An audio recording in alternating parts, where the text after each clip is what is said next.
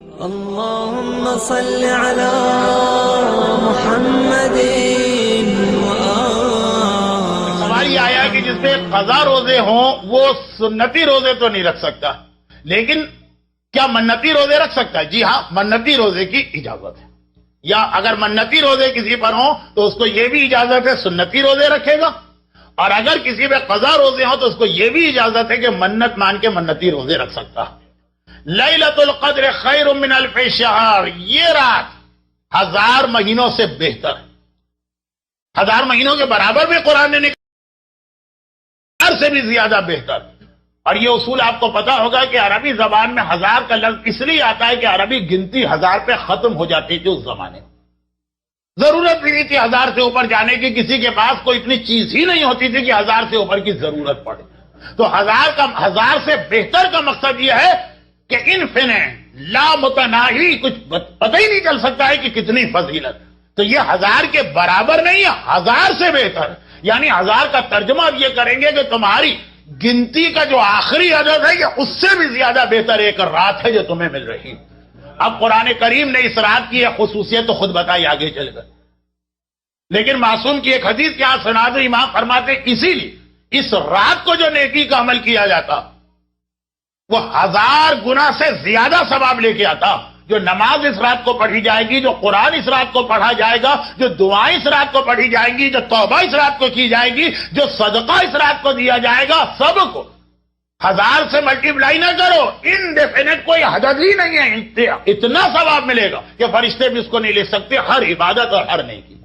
اور ایک اور روایت کو ذہن میں رکھ کے اگلی روایت میں خود سے بنا رہا ہوں کا مطلب یہ کہ اصول امام کا، کہ اسی طرح سے اگر کوئی ایسے بدقسمت لوگ ہوئے کہ جو آج کی رات کو اعمال تو نہیں کر رہے، سو بھی نہیں رہے، کوئی گناہ میں گزار رہے ہیں، آج بھی ایسے کوئی صاحب ہوئے جنہیں کوئی گانے کا کیسٹ سننا، اور آج بھی کوئی ایسے صاحب ہوئے جنہیں کوئی فلم دیکھنا، اور آج بھی کوئی ایسے صاحب ہوئے جنہیں صبح سے پہلے شیو کرنا، اور آج بھی کوئی ایسی صاحبہ ہوئی کہ جنہیں کسی نامحرم کے سامنے بال کھول کے جانا، تو 1000 سے بھی زیادہ اس کو آپ ملٹیپلائی کرو اتنا گناہ ملے گا، لیکن وہ بعد میں بات آئے گی، کیونکہ آج کا اہم ترین عمل دعائے توبہ۔ اب قرآن کریم نے یہاں تک جو بات بتائی، بات کہاں سے شروع ہوئی کہ اس میں ہم نے اِنَّا أَنزَلْنَاهُ فِي لَيْلَةِ الْقَدْرِ، اس رات میں ہم نے اس کو نازل کیا۔ اچھا ایک بات میں بتا دوں، یہ طے شدہ بات ہے شیعہ تاریخ کی کہ قرآن غار حرا میں 27 رجب کو نازل ہوا۔ پیغمبر کے بعد جو پہلی وحی آئی ہے اقرا بسم ربک الذی خلق، وہ 23 رمضان کو نہیں آئی ہے، وہ 27 رجب کو غار حرا میں نازل ہوئی۔ برادران اہل سنت کے ہاں پہلی 5 آیتیں کب نازل ہوئی اس کی روایتیں الگ الگ، ہمارے یہاں کوئی الگ روایت نہیں، ساری روایتیں اس ایک مسئلے پہ متفق، اور تمام علماء اس ایک مسئلے پہ متفق۔ تو آغا خوئی اور آغا سیستانی کے ابھی 27 رجب کا غسل جو اتھینٹک والا غسل مانا گیا ہے، وہ اتھینٹک روایت۔ قرآن کہہ رہا ہم نے اسے شب قدر میں نازل کیا، تاریخ کہہ رہی ہے کہ یہ نازل ہوا 27 رجب کو، جس کا جواب ہر سال علماء اسی تقریر میں دیتے ہیں۔ جو چیز آپ ہر سال سنتے ہیں اس کو دہرانے کا کوئی فائدہ نہیں۔ البتہ بعض علماء نے اس چکر سے بچنے کے لیے کہ 27 رجب ہسٹری سے پروف ہے، معصومین کی روایتوں سے بھی پروف ہے، اور قرآن کہتا ہے شب قدر میں نازل ہے، کچھ علماء کہتے ہیں کہ قرآن نے یہ تھوڑی بتایا ہم نے کیا نازل کیا شب قدر میں، ترجمہ آیت کا ہم نے اس کو نازل کیا، کہتے ہیں اس سے مراد ہے خالی یہ والا اتسمنا سا سورہ، یہ شب قدر میں نازل ہوا۔ غالباً اسی وجہ سے ہمارے یہاں آج کے اعمال شب قدر کا انتہائی اہم پارٹ 2 باتیں، 1000 ٹائم سورہ قدر پڑھو، آج کی رات کا ایک عمل یہ کہ 1000 مرتبہ انا انزلنا کا سورہ کمپلیٹ کرو، اور دوسرا اتنا ہی اہم عمل ہے کہ آج کی رات سورہ دخان پڑھو، سورہ نمبر 44، جس کے اندر یہ بالکل کلیئر ہے کہ شب قدر میں کیا نازل ہوا۔ حامیم والکتاب المبین انا انزلناہ فی لیلۃ مبارکہ، اس قرآن کی قسم ہم نے اس کو نازل کیا ہے شب قدر میں۔ وہاں تو لفظ قرآن کھل کے آ گیا، تو وہ جو بعض علماء نے مسئلے سے بچنے کے، یہ کون علماء جو ہمارے یہاں لاسٹ ویک کی ایک مجلس میں آ گیا، جو عالم ہے نہیں عالم بن کے آ جاتے ہیں، کہتے ہیں فلاں چیز کا جواب ہمارے پاس نہیں، اس کو اسلام سے ڈیلیٹ کر دو، فلاں چیز میں ہم کنوینس نہیں کر سکتے مخالف کو، اس لیے اس کو شریعت سے نکال دو، فلاں چیز کا جو ہے وہ ہم کیسے نان مسلم کو قائل کریں، اس لیے اس کو بند کر دو۔ جواب نہیں ہے تو وہ چیز ہی نکال دو۔ جیسے میں نے لندن کی مثال دی تھی کہ ہم ماتم کو جسٹیفائی نہیں کر پائیں گے تو ماتم بند کر دو جلوس میں. ہم نہیں کر پائیں گے، تم نہیں کر پاؤ گے، تم ڈیلیٹ ہو جاؤ نا اسلام سے، بجائے اس کے کہ اسلام کو ڈیلیٹ کر رہے ہو. تو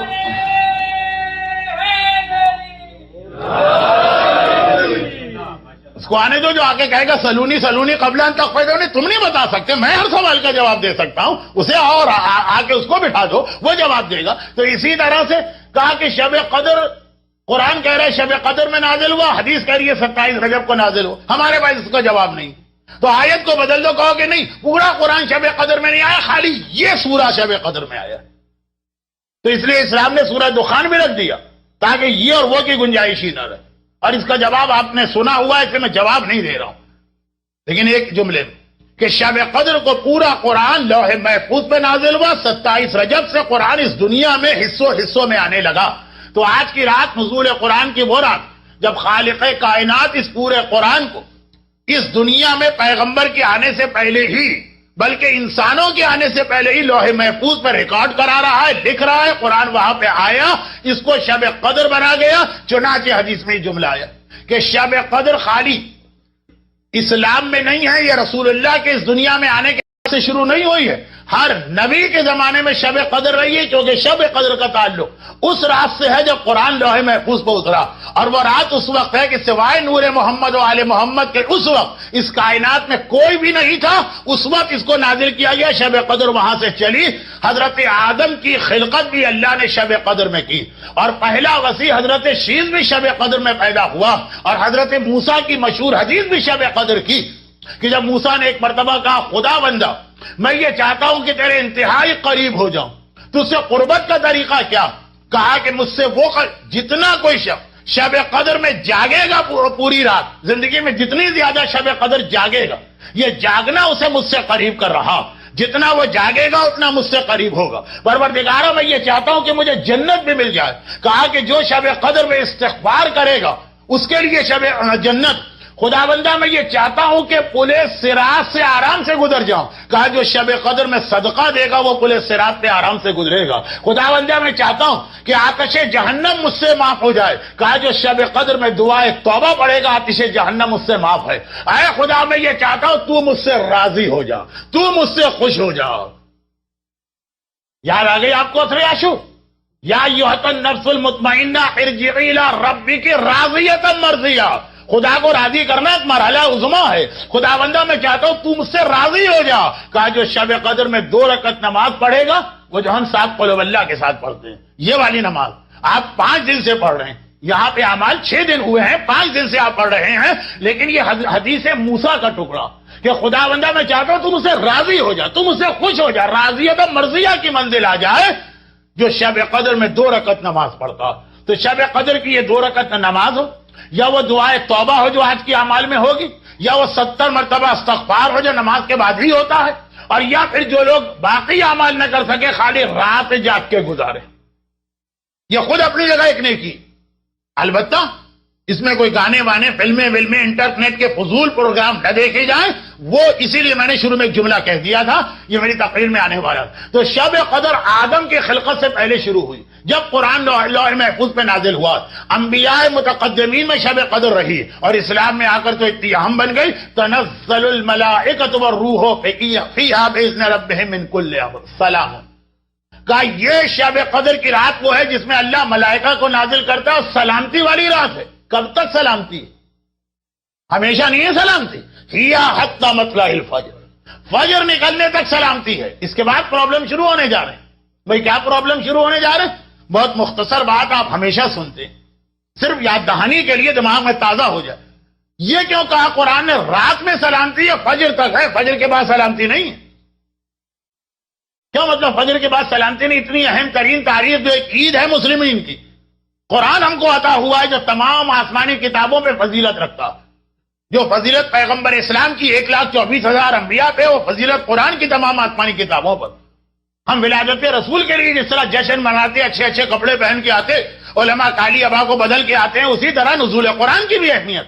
مگر قرآن کہتا ہے یہ فجر تک کے لیے سلامتی ہے، اس کے بعد نہیں. وہ وہی جس کے لیے آپ بیٹھے ہیں آج رات اعمال کریں کہ آج رات آپ کے آئندہ سال کے تمام مسائل، تمام امور دنیا طے ہو رہے ہیں. دنیا اور آخرت کے سارے معاملات آج کی رات طے ہو رہے ہیں نیکسٹ ایئر تک کے. اولاد کا مسئلہ، شادیوں کا مسئلہ، جاب کا مسئلہ، ویزے کا مسئلہ، تعلیم کا مسئلہ، صحت کا مسئلہ، دشمنوں سے بچنے کا مسئلہ، خاندانی جھگڑوں کا مسئلہ، دنیا کے جتنے پرابلم ہیں سب آج کی رات طے ہو رہے ہیں. اللہ نے لکھ دی ہے آپ کے لیے ساری چیزیں، لیکن ابھی جو ہے نا اس کو کنفرم نہیں کیا ہے. لکھ کے رکھا ہوا ہے فجر تک کہ اگر یہ بندہ کسی وقت اپنی فائل منگوا کر اس میں کچھ چینج کرنا چاہے تو میں چینج کر دوں گا. یہ حدیث آپ نے کل سن لی کہ سارا سال بندے مجھے پکارتے رہتے ہیں کہ میں رحمت کا دروازہ کھول کے ان کو جواب دوں. آج ساری رات میں اپنے بندوں کے لیے رحمت کے دروازے کھول کے انتظار کرتا ہوں کوئی آنے والا آئے مجھ سے میری رحمت کو لے کے جائے. 364 دن، اگرچہ انگریزی حساب تو نہیں چلتا ہے لیکن بچوں کو سمجھانے کے لیے جو ہیں بھی نہیں اس تقریر میں، 364 دن جو ہیں بندے میرا انتظار کرتے ہیں. آج میں بندوں کا انتظار کرتا ہوں کہ شاید کوئی اپنی فائل میں تبدیلی کرانا چاہے. ابھی اللہ نے سائن کر کے سیل لگا کے اس کو جو ہے نا امپلیمنٹ کے لیے آگے نہیں بھیجا، ابھی روک کے رکھا ہوا. لکھ تو دیا ہے کہ اس کا بیٹا مرے گا، لکھ تو دیا ہے کہ یہ نوجوان امتحان میں فیل ہوگا، لکھ تو دیا ہے فلاں آدمی کے کاروبار سے برکت اڑ جائے گی، لکھ تو دیا ہے کہ فلاں جگہ شوہر بیوی میں جھگڑا ہوگا، لیکن ابھی سیل نہیں لگی اس پر. ابھی یہ کنفرم نہیں ہوا، ابھی فائل رکی ہوئی. شاید آج کی رات کوئی بندہ مومن کو ہوش آ جائے، ایک بار وہ گلگلا کے اپنے خدا کو پکار لے، شاید اپنے لیے کوئی حاجت مانگ لے، شاید تقدیر کو بدلوا لے. فجر تک انتظار ہوگا. اس وقت تک سلامتی ہے جو لکھی ہے تمہاری پرابلمز وہ ابھی تمہارے پاس آئیں گی نہیں، وہ روکی ہوئی ہے فائل اللہ نے. سلام ان سلامتی ہی سلامتی ہے، جب چاہے سلامتی لے لو. لیکن ہیا حتی مطلع الفجر، ادھر ڈان کا وقت آیا. آپ نے ٹائم ٹیبل میں دیکھا روزہ جو ہے وہ شروع ہو گیا، سحری ختم ہو گئی ہے، فجر کا ٹائم آیا. بس اب یہ ملائکہ کو فائل بھی لے گا، اس کو لے کے جاؤ، اب تبدیلی نہیں ہو سکتی. تو اس وقت تک سلامتی ہے. اس کے بعد پھر جو پرابلم، جو امتحان تمہارے لیے لکھ دیا گیا وہ تم کو دینا ہی دینا ہے، اور وہ تمہاری اپنی غلطی کی وجہ سے، وہ تمہاری اپنی حماقت کی وجہ سے. امام نے فرمایا پھر اگر اس میں چینج کرانا ہے ذرا دیر بعد تمہیں یاد آیا، وقت گزر گیا نا، اس کے بعد تمہیں ہوش آیا ارے میری فائل تو چل چکی، وہ آ بھی گئی ہے یہاں پر. تو صرف حج وہ واحد چانس ہے کہ جہاں جا کر تم شب قدر کی اپنی تقدیر کو بدل سکتے ہو. چنانچہ ماہ مبارک رمضان، پہلی رمضان سے لے کے آج تک اور آج سے لے کے آپ عید تک اس کتاب سے جو شارٹ دعائیں پڑھ رہے ہیں اس کے اندر ایک دعا وَلَيْلَةَ الْقَدْرِ وَحَجَّ بَيْتِكَ الْحَرَامَ وَقَتْلًا فِي سَبِيلِ اللَّهِ فَوَفِّقْ لَنَا. 3 چیزیں اللہ سے آپ مانگتے ہیں، جس میں سے ایک شب قدر. ترتیب بھی دیکھیے گا سیکوینس. شب قدر آپ نے مانگی، پھر آپ نے حج مانگا ہے، پھر آپ نے راہ خدا میں جہاد مانگا ہے، قتل فی سبیل اللہ. اور ایک سیکوینس کے ساتھ پہلے شب قدر، یہاں اگر غلطی کر گئے تو پھر حج ایک چانس، اور وہاں غلطی گئے تو راہ خدا میں جہاد، قتل فی سبیل اللہ. وہ بھی ایک مرحلہ ہے جہاں وہ دعائیں بھی قبول ہو جاتی ہیں، وہ تقدیریں بھی بدل جاتی ہیں جو نہ شب قدر میں تقدیر بدلتی ہے نہ حج میں. اور اگر کہ اس وقت میرا موضوع یہ نہیں، گرچہ یوم الخص بہت اہم موقع ہے لیکن دنیا میں گزر گیا ہے، آپ لوگ کل اس کو منا رہے ہیں. بہت مختصر میں آخر تقریر میں کچھ کہوں گا، لیکن اس دعا کی ترتیب بھی اگر آپ دیکھیں تو اس پوری دنیا میں یہ حسین ترتیب اگر کسی کو ملی ہے تو میرے آقا مظلوم امام کو ملی. 23 رمضان کی شب قدر کو مکے میں پایا، حج بیت اللہ کو عجیب انداز سے پایا ہے کہ آدھا حج ہو گیا آدھا حج باقی. جو لوگ حج کر چکے ہیں ان کو پتا ہے عمرہ تمتع ہوتا ہے پھر حج شروع ہوتا، اور پھر اس کے فوراً بعد قتل فی سبیل اللہ. یہ دعا واقعاً کائنات میں اگر کسی کے اللہ نے اسی ترتیب سے ایک ہی سال میں پوری کی کہ اسی سال میں اسے شب قدر ملی اور اسی سال میں اس کے بعد حج ملا ہو اور اس کے بعد شہادت ملی ہو. لیکن یہ بات کا موضوع ہے، میں نے ایک جملہ اس لیے کہا کہ آخری رمضان کی کسی تقریر میں یہ بات آئے گی. تو خلاصہ یہ ہے کہ سال بھر ادھر ادھر دوڑ دوڑ کے جانے والوں، علماء کا دروازہ کھٹکھٹانے والوں، دعائیں بتانے والوں کے پاس بھاگنے والوں، وظیفوں والوں کے پاس بھاگنے والوں، جن بھوت بلانے والوں کے پاس بھاگنے والوں، قرآن سے تمہارے مسئلے حل کرنے والوں کے پاس دوڑنے والوں، سفلی عمل کرانے والوں کے پاس دوڑنے والوں، سارا پرابلم تم نے خود کریٹ کیا. جس رات کو تمہاری فائل بن رہی ہے، جس رات کو سارے معاملات طے ہو رہے ہیں، جس رات کو اللہ نے سب کچھ لکھ کر قلم روک دیا ہے، ابھی سائن نہیں کیا، ابھی سیل نہیں لگائی، اس وقت تو تم سوئے رہے، باتیں کرتے رہے، ادھر ادھر ٹائم ویسٹ کرتے رہے، دعائیں بھی اس طرح سے پڑھتے رہے کہ زبان پہ دعا ہے، دماغ معلوم ہے کسی ڈرامے کی آخری قسم میں کھویا ہوا ہے، تو وہی ہوگا جو اس کے بعد ہو رہا. سلامن، سلامتی ہے اس آج کی رات میں فجر تک، اس کو ضائع نہ ہونے دینا. اور اس کے بعد امام نے کہا کہ جب کوئی مسلمان یہ آیت پڑھے گا تو امام کہتے ہیں حیرت ہے ان کی عقلوں پر جو چوتھی بات کیوں نہیں سوچتا. چوتھی بات امام نے کہا جب آیت پڑھی تو ایک پیغام تو آیت کا تمہارے بارے میں آ گیا کہ تمہارے سارے امور اللہ نے لکھ کے روک بھی دیے اور انتظار کر رہا ہے، فجر تک انتظار کر رہا ہے، فجر کے بعد نہیں آنا، دروازہ بند ہو چکا ہوگا، لاک لگ چکا ہوگا. یہ سمجھانے کے لیے کہہ رہا ہوں، ورنہ رحمت خدا میں کب لاک لگتا ہے؟ آخر رمضان میں اس کی حدیث آئے گی چوتھے امام والی. ابھی تو بس یہ آخری بات. یہ 2-3 باتیں میں آپ سے نہیں کر رہا ہوں کیونکہ آپ سے تو میری آج آخری ملاقات ہے.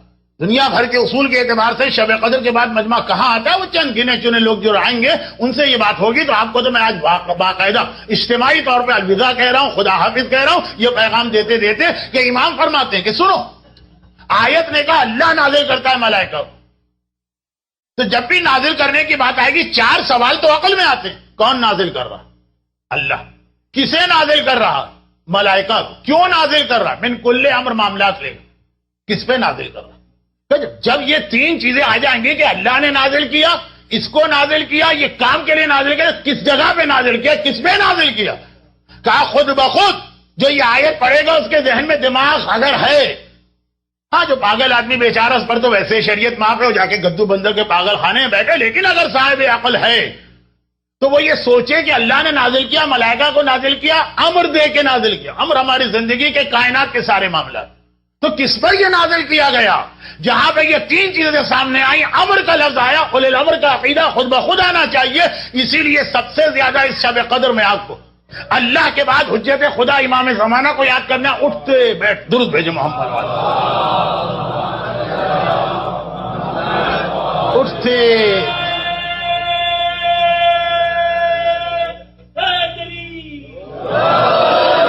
اٹھتے بیٹھتے کروٹ بدلتے اعمال میں رس لیتے گیپ لیتے. اللہم کل ولیک الحجت ابن الحسن کی دعا آپ کو پڑھنا، جو میں نے کل اس کا مختصر سے تعارف کرایا تھا اعمال کے درمیان، تقریر میں نہیں. تو یہ آج کی وہ 2 دعائیں ہیں جو مسلسل ریپیٹ ہونا. استغفر اللہ، آج اس کے لیے کوئی عدد مقرر نہیں کہ 100 دفعہ استغفر اللہ پڑھو یا 10 دفعہ کل ولیک الحجہ پڑھو، جتنا پڑھ سکتے ہو، جہاں جہاں موقع ملے، جہاں آپ سانس لیں. اور گویا یہ دعائیں آپ کی زبان پہ آنی چاہیے. وہ فوراً یہ مسئلہ بنے گا کہ صاحب امر کو یاد کر رہے ہیں، ان کے لیے تم نے اپنی کیا ذمہ داری ادا کی ہے؟ یوم القدس. ان کے لیے کیا ذمہ داری ادا کی ہے؟ میری آخری 1 ہفتے کی تقاریر کا عنوان. لیکن ابھی پہلے شب قدر مکمل ہو جائے. تو شب قدر اللہ کی قربت چاہیے، رات کو جاگی. اللہ کی رضا چاہیے، 2 رکعت نماز شب قدر اس کے مفہوم کے ساتھ پڑھی. جنت کو اپنے آپ پر واجب کرنا ہے، جہنم کو اپنے آپ پہ حرام کرانا ہے. استغفار کیجئے اور پل صراط پہ آرام سے گزرنا ہے. صدقہ دیجیے. ہمارے ہاں جو کل والا جملہ تھا وہی آج آ رہا کہ اعمال شب قدر کے لیے الگ کتابیں لکھی جاتی ہیں، اس میں آج کی رات کے خاص اعمال ہوتے ہیں. تو لوگ یہ سمجھتے ہیں کہ آج کی رات کے خاص اعمال یہی کرنا. وہ والے اعمال لوگ بھول جاتے ہیں جو ہر رات کے خاص اعمال. بھئی جو ہر رات کے اعمال ہیں وہ تھوڑی لکھے جائیں گے اعمال شب قدر. وہ تو معلوم ہی ہے. آج کی رات نماز شب کی اہمیت 1000 سے زیادہ. خود نماز شب کی اہمیت پہلے رمضان میں آ چکی. آج نہیں پڑھتے لوگ نماز شب کیونکہ کتاب میں کہاں لکھا ہوا. ارے اگر نانی کی کتاب ہے تو کب تک اس میں رہو گے، لیکن یہ کتاب لکھنے کی ضرورت، جس کا نتیجہ یہ نکلا کہ میں جانتا ہوں ذاتی طور پر شب قدر کے اعمال کر کے لوگ سوتے ہیں فجر کی نماز قضا کر. کتاب میں کہاں لکھا؟ بھائی وہ تو ٹک لگاتے ہیں نا لوگ قلم لے کر کہ یہ عمل نمبر 1 ہو گیا، عمل نمبر 2 ہو گیا، عمل نمبر 3 ہو گیا، ٹک مارک چل رہے ہیں. ٹک مارک میں نہ نماز مغربین لکھا ہے نہ نماز فجر لکھا. یہ نماز چھوڑ دی تو پوری رات اعمال کیے تو بیکار. یہ 2 نماز پڑھ لی اور اعمال نہ کیے تو اس سے بہتر ہو گیا جو ساری رات اعمال کر کے قضا کر. بتانے کی ضرورت تو نہیں ہے نا کہ فجر پڑھنا، وہ لسٹ میں تو نہیں ہے. ٹک کس میں لگے گا؟ پورا روزانہ کی لسٹ میں. اسی طرح 2 اہم عبادت، ایک نماز شب، وہ ہے ہی آج کی رات، چاہے کسی کتاب میں لکھا ہو کہ نہ لکھا ہو. اور دوسرے صدقہ. ہمارے یہاں رواج ہی نہیں ہے کہ شب قدر کا آغاز لوگ صدقے سے دے. قرآن نے لفظ اتنا حسین استعمال کیا. پورا سال آپ کو ہر آدمی بتا دیا کہ صدقے کا مقصد ہے سلامتی. قرآن آج کی رات کہتا ہے سلامتی ہے فجر تک، فجر کے بعد سلامتی نہیں رہے گی. جو قرآن کہتا ہے سلامتی نہیں رہے گی، اس سے زیادہ اہم صدقے کا موقع کون سا؟ صدقہ کیوں دیا جاتا ہے؟ تاکہ وہ رد بلا ہو جائے. صبح کو صدقہ دو تو شام تک کی رد بلا، شام کو صدقہ دو تو نیکسٹ مارننگ تک کی رد بلا. تو آج اگر آپ نے صدقہ دیا تو آج کی پوری رات ہر بلا دور. وہ ہر بلا دور ہے تو آٹومیٹک وہ ساری چیزیں آپ کی پوری ہو گئی جو آئندہ سال میں لکھی جا رہی. انتہائی اہم عمل میں سے ایک عمل ہے. بدقسمتی یہ ہے کہ کتاب میں الگ سے اس کو نمبر دے کے نہیں لکھا گیا آپ ٹک کس پہ لگائیں، کیونکہ ٹک نہیں لگا سکتے اس لیے یہ عمل آپ کو نہیں کرنا. ذہن میں رکھیے گا صدقہ. اور یہ مسئلہ بھی بتا دیا جائے، یہاں صدقے سے مراد ہے غریب کو پہنچانے والا صدقہ۔ اب یہ پروجیکٹ وغیرہ میں صدقے کی یہ رقم نہیں دی جا سکتی۔ اعمال شب قدر کا کنسپٹ وہی، بس میں آخری مرحلوں پہ آ رہا ہوں، اس لیے کہ باتیں بہت ہیں میرے پاس۔ میں نے شب قدر پہ کراچی میں پورا عشرہ پڑھا، اتنی ساری باتیں ہیں، تو آج کی شب قدر ختم ہو جائے گی، صرف ایک بیچ کی ایک ضمنی بات کہہ کے اصل مسئلے پہ آتا ہوں اور موضوع ختم۔ وہ یہ کہ یہ تو دو عمل وہ میں نے بتائے جو اعمال شب قدر میں لوگ کرتے ہی نہیں، اور اس لیے نہیں کرتے کہ آج اعمال شب قدر میں ان کے پاس اعمال کی روزانہ والی کتابیں نہیں ہوتی، آج ہوتی ہے خاص شب قدر کے اعمال کی کتاب۔ اس میں نہ نماز شب لکھی ہوگی، ضرورت کیا ہے لکھنے کی، نہ اس میں صدقہ لکھا ہوگا، ضرورت کیا ہے لکھنے کی، وہ تو ہے ہی ہر رات کے لیے۔ لیکن ایک تیسرا عمل یقیناً اس میں لکھا ہوتا، وہ عموماً لوگ چھوڑ دیتے ہیں۔ اور میں یہ نہیں کہہ رہا ہوں کہ یہاں پہ اس کو پڑھا جائے، ہر چیز یہاں پہ ضروری نہیں، آپ کچھ گھر میں بھی جا کے پڑھیے گا۔ روایت بھی ہے کہ اپنے گھر کو یہودیوں کی طرح قبرستان نہ بنانا، کہ ہر عمل صرف اور صرف امام باڑے اور مسجد میں ہو، گھر میں کچھ نہ ہو۔ وہ ہے دعائے جوشن صغیر۔ جوشن کبیر آپ نے سنی ہے، نام تو صغیر کا بھی سنا، لیکن اس کی ایک اہمیت بھی یاد کیجئے۔ سال گزشتہ اس جہاد عظیم کو جب لبنان میں ہوا، وہ مجاہد کبیر حسن نصر اللہ کی قیادت میں جب پوچھا گیا کہ ہم دنیا بھر کے مومنین آپ کی کیا مدد کر سکتے ہیں، کہا دعائے جوشن صغیر پڑھو ہمارے لیے۔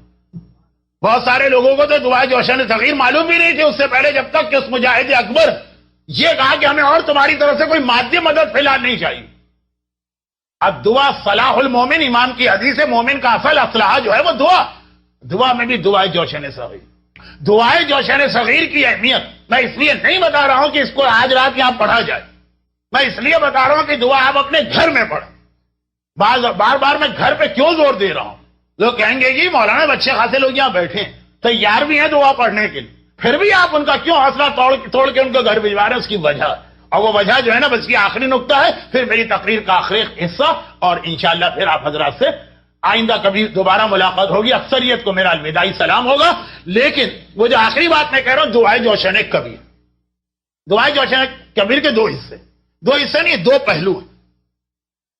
دعائے جوشن کبیر جو رمضان کا ایک کورس اللہ نے ہمارے لیے رکھا ہے نا، اس میں بہت اہم ہے جوشن کبیر، اور اس کے دو، یعنی یہ دو گروپ میں جاتی ہے۔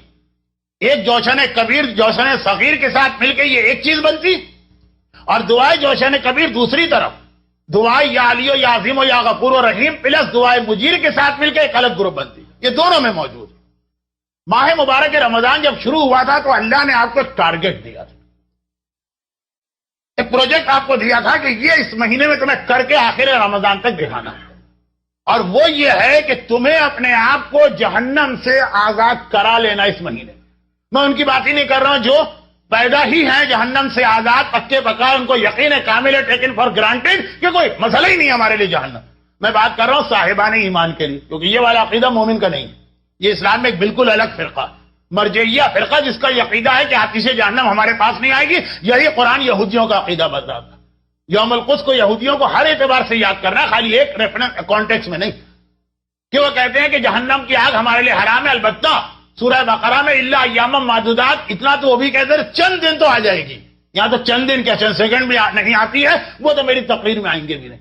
لیکن ماہ مبارک رمضان شروع ہوا، اللہ نے آپ کو اس مہینے میں ٹارگٹ دیا ہے، پروجیکٹ دیا ہے کہ آپ کو عید کی رات تک اپنے آپ کو جہنم سے آزاد کرانا، اور جیسے جیسے دن گزرے آپ کو چیک کرنا ہے۔ اسی لیے ماہ مبارک کی آخری 10 دنوں کی دعا، خدا بندہ رمضان کے دن اور رات بڑی تیزی سے گزرے جا رہے ہیں، خدا معلوم میں اب تک تجھ کو راضی کر سکا ہوں کہ نہیں کر سکا ہوں، یہ دعا کا ترجمہ۔ راضی ہو گیا تو بہت خوب، اب تک راضی نہیں ہوا تو اب راضی ہو جا، اب تو دن ہی کتنے رہ گئے ہیں۔ یہ دعا ہے اس ماہ مبارک کی، اور ایک یہ بھی دعا ہے کہ اعوذ بجلال وجہک الکریم، خدا بندہ میں گھبراتا ہوں اس بات سے ایسا نہ رمضان گزر جائے اور میں اپنے آپ کو جہنم سے آزاد ہی نہ کر سکا۔ اب یہ جو ٹارگٹ اللہ نے دیا ہے نا، ایک بیماری آپ کو ڈاکٹر ڈوز دے گا دوا کا، پہلے ہلکا دے گا، فائدہ نہیں ہو تو ڈوز بڑھائے گا، فائدہ نہ ہو تو بالکل میکسیمم ڈوز پہ جائے گا، یہی دعاؤں کا اصول ہے۔ یا یہ کہ مثلا کہ کرکٹ کا 20-20 یا 50-50 اوور والا، ٹیسٹ کی تو میں مثال نہیں دیتا، وہ اکثر ڈرا ہو جاتے ہیں، لیکن اس کے اندر معلوم اوور کم رہ گئے اور ابھی جو ٹارگٹ تھا وہ پورا نہیں ہوا تو آدمی کس طریقے سے اس کے بعد مار دھاڑ شروع کرتا؟ پھر کیسے بیٹسمین کی ضرورت ہوتی؟ ٹیکنیک والے کی ضرورت نہیں ہوتی ہے، ہٹے لگانے والے کی ضرورت ہوتی ہے، تکے سے مارے لیکن اسکور کو بڑھا دے، یہ اصول ہوتا۔ فٹ بال یا ہاکی کا میچ ہے، معلوم ہے 10 منٹ رہ گئے اب تک ہم گول نہیں کر پائے، تو کس طرح جی جان سے جان توڑا کے جو ہے سارے کھلاڑی کے کسی ایک منزل پہ آتے ہیں۔ آخری مرحلوں میں تو دیکھا 11 کے 11 کھلاڑی جو ہے نا وہ مخالف کی ٹیم میں پہنچ جاتے ہیں، گول کیپر تک اپنا گول چھوڑ کے آ جاتا ہے، کسی طرح سے گول کرنا ہی کرنا۔ یہ ہے کہ جب آدمی کے ذہن میں ٹارگٹ ہو، یہ ہے ماہ مبارک میں یہی آپ کی حالت ہونی چاہیے۔ سمجھیے کہ 50 اوور یا 20 اوور کے میچ کے آخری اوور چل رہے ہیں، ایک ہفتہ رہ گیا ہے خالی، بھائی یہ سمجھ لیجئے کہ گویا کرکٹ اور ہاکی کے میچ، ہاکی اور فٹ بال کے میچ کا آخری مرحلہ ہے، گول کیپر بھی گول چھوڑ کے آگے بڑھ جائے، کسی طریقے سے اپنا ٹارگٹ حاصل کرنا۔ اور اس کے لیے کیا ٹارگٹ؟ جہنم سے آزادی، کوئی اتنا معمولی مسئلہ نہیں۔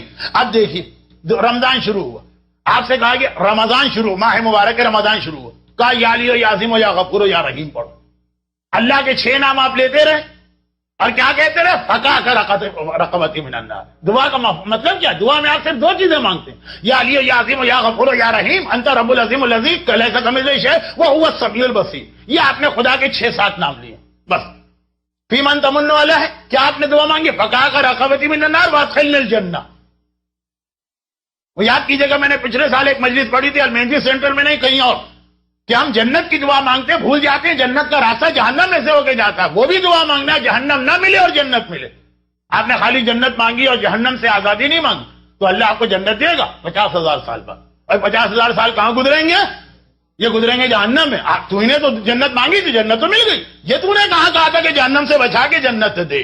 دعاؤں میں یہ پوائنٹ ہوتا، اس لیے اس دعا میں بھی کیا ہے؟ فقا کا رقبتی من النار پہلے، پھر ادخلنی الجنہ، اے خدا جہنم سے آزاد کرے پھر جنت میں داخل کر۔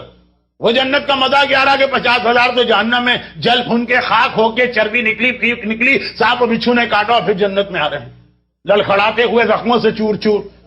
کہا نہیں جنت چاہیے ہم کو، جنت چاہیے، مگر کیسے؟ جہنم سے آزاد ہو کے جنت چاہیے۔ اب یہ جہنم سے آزادی آپ کا ٹارگٹ پہلی رمضان کو دیا گیا، شروع رمضان 90 منٹ کا فٹ بال کا میچ ہے، ابھی تو 5 ہی منٹ گزرے، بہت وقت ہے، آرام سے کھیلیں گے۔ لیکن اب آگے مثلا 75-80 منٹ ہو گئے، اب آرام کا وقت کہاں؟ 20 رمضان میں آپ پہنچے، 15 رمضان ہو گئے، 13, 14, 15، اب تک آپ جہنم سے آزاد نہیں ہو سکے۔ دعائے مجیر آپ کو دے دی گئی۔ دعائے مجیر میں اللہ کے 200 نام ہیں اور تقریباً 85 ٹائمز ہے اجرنا من النار، اجرنا من النار۔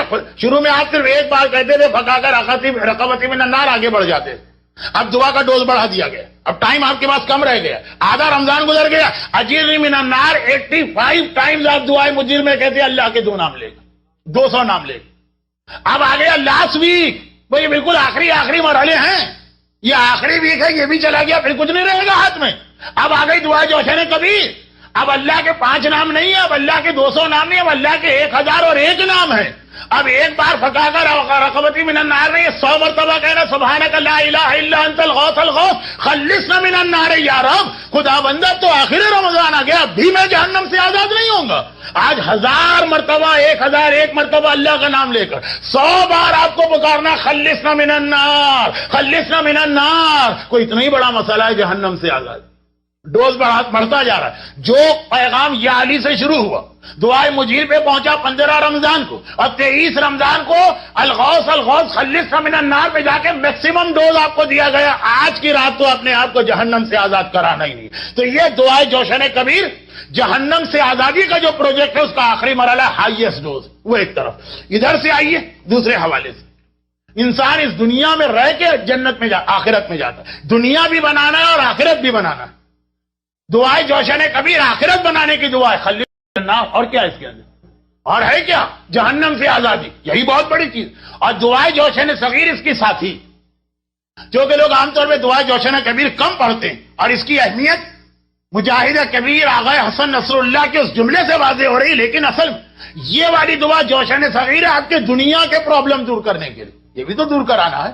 دشمنوں سے بچنا، سفلی عمل سے بچنا، جادو سے بچنا، قرضوں سے بچنا، جنگلوں اور صحراؤں کی پریشانیوں سے بچنا، یہ دنیا بناتی ہے، وہ دعا آخرت بناتی ہے۔ مومن کو ربنا آتنا پھر دنیا ہنسانا چاہیے، وہ جوشن صغیر، وہ پھر آخرت ہنسانا چاہیے، وہ جوشن کبیر۔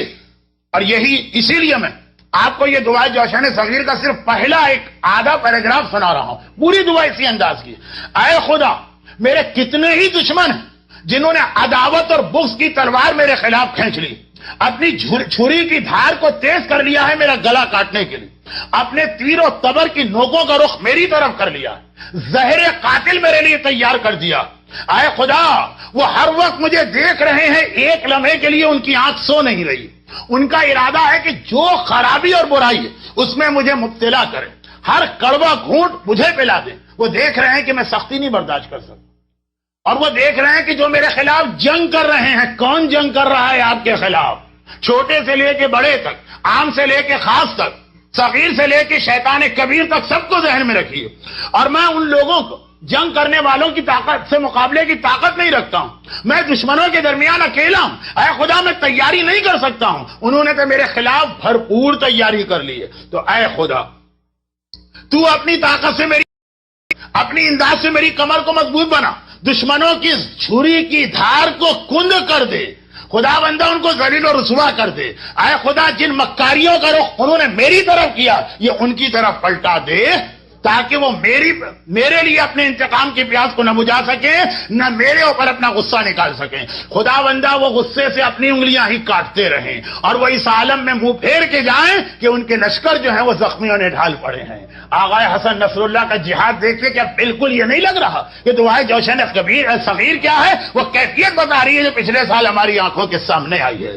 اس عالم میں وہ پلٹے کہ وہ اپنی ہی انگلیوں کو غصے سے کاٹتے ہوئے جا رہے ہیں. ان کے اپنے دشمن زخمیوں نے، ان کے اپنے لشکر زخمیوں نے ڈھال پڑے ہوئے ہیں. یہ ایک ٹکڑا دشمن کے بارے میں، قرضے کے بارے میں، جادو کرنے والوں کے بارے میں. دعائے جوشن صغیر میں بھی 8 10 15 50 60 فقرے، اور ہر دفعہ کے آخر میں وہاں آپ کیا کہتے ہیں؟ سبحانک یا لا الہ الا انت الغوث الغوث خلصنا من النار یا رب جہنم. اور یہاں پر بھی ہر ٹکڑے کے بعد آپ یہ کہتے ہیں. یہ ٹکڑا ہے دعا کا جو آپ کو ہر بار دہرانا پڑتا ہے. فلک الحمد یا رب من مقتدر لا یغلب. ساری تعریفیں تیرے لیے، تیری طاقت پہ کوئی غالب نہیں آ سکتا. وزی انات اللہ یاجل، اور تو ایسا صبر کرنے والا. صبر کرنا اللہ کے لیے تو اچھا نہیں، غصے کو روکنے والا کہ تجھے جلدی نہیں ہوتی دشمنوں پہ عذاب کرنے میں. وَاجْعَلْنِي لِنِعْمَائِكَ مِنَ الشَّاكِرِينَ وَلَعَلَائِكَ مِنَ الذَّاكِرِينَ. خدا بندہ اپنی نعمتوں کا شکر کرنے والا مجھے بنا دے. یہ ہے ساری دنیا والی چیز. دشمنوں کے اوپر تو غالب آئے گا، بڑی سے بڑی طاقت آ جائے. کیا بیشتری ہم نے اپنی آنکھ سے دیکھ لیا لبنان کا جہاد. تو ہے کہ من مقتدر، کوئی تیرے اوپر غالب نہیں آ سکتا، لیکن تو جلدی نہیں کرتا، آرام آرام سے دشمنوں کو سزا دیتا. خدا بندہ میں تیری نعمتوں کا شکر کرو. یہ سب دنیا کی چیز. تو دنیا کے جو آپ کے پرابلم ہے ان کا حل ہے جوشن صغیر. خاص طور پر اگر دشمن آپ کے خلاف ہو، انفرادی اور اجتماعی. اور آخرت کے مسائل کا حل ہے جوشن کبیر، خلصنا من النار یا رب. تو وہ جو ربنا آتنا فی الدنیا حسنہ وفی الآخرۃ حسنہ والا پہلو ہے، وہ یہ دو دعائیں مل کے کمپلیٹ کرتی ہیں، جن کو کہتے ہیں دعائیں جوشن ہے. ایک دنیا کے مسئلے کو، ایک آخرت کے مسئلے کو. اور وہ جو ایک ہمارا ٹاسک ہے، ایک ہمارا گول ہے کہ جہنم سے آزاد کرنا ہے. یا علی و یا عظیم سے شروع ہو کے مجیر تک، اور مجیر سے شروع ہو کے دعائے جوشن کبیر تک پہنچا. یہ سب آپ کو جمع کرنا ہے. اب میں نے جوشن صغیر کے لیے خاص یہ کیوں کہا کہ یہاں پڑھ لے تو بھی ٹھیک ہے، میں یہ بھی نہیں کروں یہاں حرام.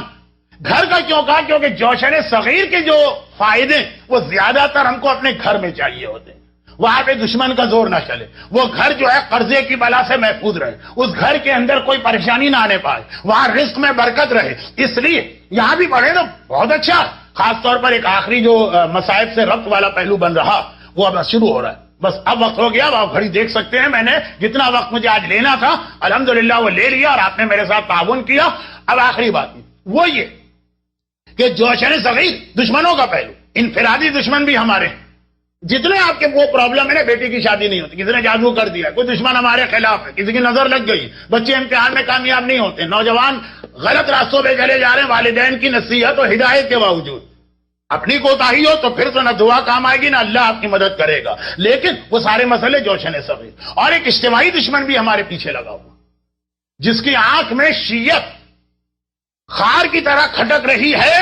وہ ہمیشہ سے ہمارا خاتمہ کرنا چاہ رہا، اور ایک نہیں ہے، بہت سارے اس میں مل گئے. بہت سارے لوگوں کے انٹرسٹ اس چیز پہ جمع ہو گئے کہ تشیع کے نام و نشان کو دنیا سے مٹا دیا جائے. چاہے آپ وہ کفار مکہ کے اس انتقام کو کہیے کہ یزید نے تو کہہ بھی دیا تھا کہاں ہے میرے بدر و احد کے بزرگ، آج میں نے انتقام لے لیا. اور چاہے وہ خیبر کے یہودیوں کو چاٹ رہے ہیں. اور جس طرح سے شب قدر دعائیں کرنے کا دن، یوم القدس جاگنے کا دن ہے، ہوشیار ہونے کا دن ہے. امام کی یہ حدیث ہے نا کہ ان کی دعائیں بھی قبول نہیں ہوتی. کل میں نے ایک اشارہ کیا تھا، مولا نے کہا 6 آدمیوں کی دعا تو شب قدر میں قبول نہیں ہوتی. اس میں ایک وہ غافل مومن ہے جو اپنی کوئی ذمہ داری ادا نہیں کر رہا، ہر چیز اللہ سے مانگ رہا، اس کی دعا شب قدر میں بھی قبول نہیں ہوتی. چاہے غافل اپنے معاملات میں ہو کہ پڑھتا لکھتا ہے نہیں، پورا سال چاہتا ہے امتحان میں پاس ہو جاؤں، محنت و مزدوری کرتا نہیں ہے، چاہتا ہے کہ میرا روزگار اچھا ہو جائے. اور چاہے وہ اجتماعی دشمن کے مقابلے میں ہو. یوم القدس یہ ساری دنیا میں آج منایا جا چکا، اور کل انشاءاللہ یہاں پر بھی ٹورنٹو میں بھی ریلی ہے دوپہر کے 12 بجے، اعلانات ہو گئے، شاید مزید بھی ہو. وہ جاگنے کا دن، ہوش میں آنے کا دن، وہ من اصبح ولا یہتم بامور المسلمین کا دن، وہ اسلام کے اس پیغام کا دن ہے کہ اسلام ایک طرف ہم کو چاہتا ہے کہ ہم مصلی کے ایسے نمازی بنے کہ پرانے زمانے کے 200 سال کی جو غاروں کی عبادت کرنے والے راہب تھے ان سے ہم آگے بڑھ جائیں، اور دوسری جانب چاہتا ہے میدان جنگ کے ایسے مجاہد بنے. اسلام عبادتوں کے ذریعے ہم کو راہب نہیں بنانا چاہتا ہے، صوفی نہیں بنانا چاہتا، وہ عبادت بھی اور وہ جہاد بھی ہو کہ جیسا اور کسی کے پاس مثال ہی نہیں. جن کے پاس عابدوں کی مثال ہے تو خالی عابدوں کی مثال ہے، جن کے پاس جنگ کرنے والوں کی مثال ہے ان کے پاس خالی جنگ کرنے والوں کی مثال ہے. الحمدللہ تشیع کے بعد ایسی مثالیں ہیں کہ عبادت کو دیکھو تو علی سے بہتر عابد دنیا میں نہیں گزرا، اور مجاہد جہاد کو دیکھو تو علی سے بڑا مجاہد اس دنیا میں نہیں گزرا. علی کی وہ رات کی عبادتیں اعمال شب قدر ہیں، علی کا وہ دن کا جہاد یوم القدس ہے. آنکھیں کھول کے ہوشیار ہونا ہے. خالی علی ہی نہیں، علی کا بیٹا حسین بھی شب عاشور ایک رات کی مہلت دشمن سے مانگتے ہیں، مگر کیا کہہ کے مانگتے ہیں کہ مجھے اللہ کی عبادت کرنا ہے. دیکھیے پنکھا چل رہا ہو، پانی کا انتظام ہو، کھانے کا انتظام ہو، واش روم کا انتظام ہو، گھر جا کے جب چاہے آرام کا انتظام ہو اور عبادت کرو وہ الگ بات ہے. اور 3 دن کی بھوک اور پیاس ہو، دشمنوں کا نرغہ ہو، ننگی تلواریں کھینچی ہو، شب ہجرت مولا کا تلواروں کے سائے میں سونا بھی ایک مرحلہ ہے. اور پوری شب عاشور چاروں طرف سے دشمن تلواریں کھینچ کے حملہ کر چکا ہو، کوئی امکان بھی نہیں کہ جنگ چل جائے گی. عصر عاشور حملہ کر دیا تھا، چند گھنٹوں کے لیے روکا اور وہاں سامنے تیاریاں اور پھر عبادت کرنا.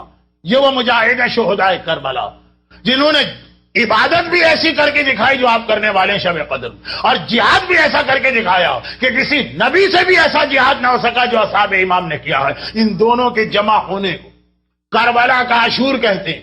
اور اس سال ٹورنٹو میں یہ دونوں ایک ہی دن جمع ہو گئے کہ شب قدر بھی آج کی رات آ رہی ہے، یوم القدس بھی کل کا دن آ رہا ہے. اللہ جل اللہ جل یا مولا، اللہ جل اللہ جل اللہ جل اللہ جل اللہ جل اللہ جل اللہ جل یا صاحب السماء، اللہ جل